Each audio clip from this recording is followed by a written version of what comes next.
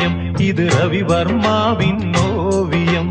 பாசம் என்னும் ஆலயம் உனை பாட வேண்டும் ஆயிரம். தென்பாண்டி தமிழே என் சிங்கார குயிலே, தென்பாண்டி தமிழே என் சிங்கார குயிலே.